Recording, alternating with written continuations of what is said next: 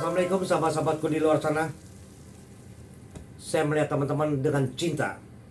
Kali ini saya akan berceramah dengan tema nomor satukan Allah Subhanahu wa Ta'ala, baru urusan dunia. Dan saya kedatangan seorang Gus ya, bernama Haryanto ya. Haryansah Putra ya, Haryansah Putra.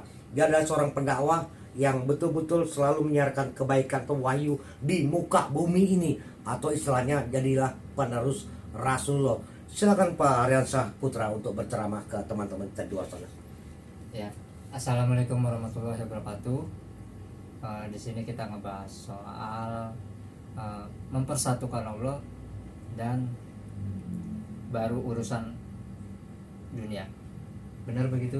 Nomor satukan Allah Subhanahu wa Ta'ala dulu, baru urusan dunia. Artinya kita sebelum mencari nafkah, kita harus sholat dulu, komunikasi dulu sama Allah Subhanahu wa Ta'ala ya kan, karena dia sang pemberi rezeki. Jangan alasan oh saya sedang sibuk mencari rezeki, sedangkan dia pemberi rezekinya. Itu dijelaskan ke umat. Agak keras suaranya Pak Gus ya. Gimana? Agak sulit juga sih. Maksud menomorsatukan Allah itu kan berarti kita setiap melakukan hal apapun terlebih dulu Allah dulu Subhanahu wa Ta'ala, baru dunia. Kayak kita mau mengejar sesuatu, kayak mau kerja, mau aktivitas lainnya. Betul. Kebanyakan kan orang ngejar lemburan segala macam yang dikejar-kejar waktu itu, terus duit. Tapi nggak tahu sumbernya kan dari yang atas, dari yang Maha Kuasa gitu kan. Bela-belain bisa kerja lembur tapi cuman 4 rakaat, 3 rakaat, 2 rakaat nggak bisa gitu. Kan amat sayang kayak gitu ya. Saya rasa kurang lebih dari itu untuk pembahasan kali ini. Oke, saya sambung ya biar teman-teman mengerti ya. Jadi teman-teman ya, kita hidup di dunia itu pertama ruhnya dari sorga, dari Allah Subhanahu wa Ta'ala, turun ke rahim ibu ya kan. 9 bulan di rahim ibu, baru ibu itu melahirkan, turun ke bumi, roh itu kembali lagi ke akhirat ya kan. Jadi teman-teman itu harus menomorsatukan kepada Allah Subhanahu wa Ta'ala dulu ya kan. Kalian bisa hidup ya, kalian bisa bernapas, kalian bisa makan enak ya, bisa bergaya-gayaan, itu ada ruh Allah Subhanahu wa Ta'ala.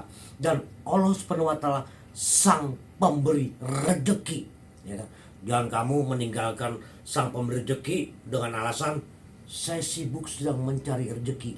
Kalau dengan azan ya, panggilan sholat itu komunikasi pribadi kamu kepada Allah Subhanahu wa Ta'ala. Komunikasi everyday, setiap hari komunikasi supaya Allah tidak meninggalkan kamu.